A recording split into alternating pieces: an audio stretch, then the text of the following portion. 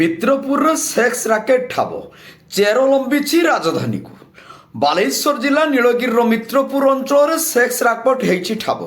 ମିତ୍ରପୁରର ମଖଦା ଗ୍ରାମରେ ଥିବା ଅଚିହ୍ନା ଯୁବକ ଘୁରି ବୁଲୁଥିବା ଦେଖି ସେମାନଙ୍କ ଗତିବିଧି ଉପରେ ନଜର ରଖିବା ପରେ ଘଟଣାଟି ଆସିଥିଲା ଲୋକଲୋଚନକୁ। ଗ୍ରାମବାସୀମାନେ ଅଟକ ରଖିବା ସହିତ ଗଛରେ ବାନ୍ଧି ନିସ୍ତୁକ ମାଡ଼ ମାରିଥିଲେ ଯୁବକକୁ। ଖବର ପାଇ ନୀଳଗିରି ପୋଲିସ ମଖାପଦା ଗ୍ରାମରୁ ରାଣୀ ମହୁମାଛି ସମେତ 2 ଯୁବତୀ ଓ 2 ଯୁବକଙ୍କୁ ଉଦ୍ଧାର କରି ଆଣିଥିଲା।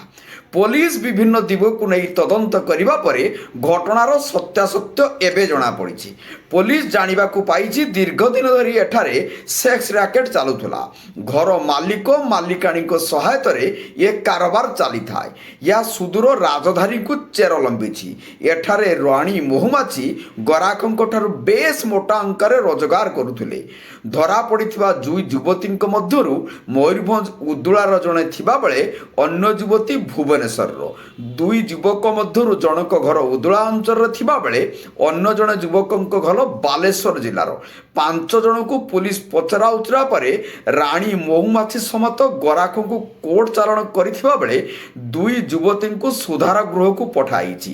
ଏ କାର୍ଯ୍ୟର ନିୟୋଜିତ ଥିବା 3 ବାଇକ୍ ସହିତ ଗୋଟିଏ କାର୍ ମଧ୍ୟ ଜବତ କରିଛି ପୋଲିସ। ନୀଳଗିରିରୁ ମନୋଜ ମହାନ୍ତିଙ୍କ ରିପୋର୍ଟ, ଜନତା ଏକ୍ସପ୍ରେସ।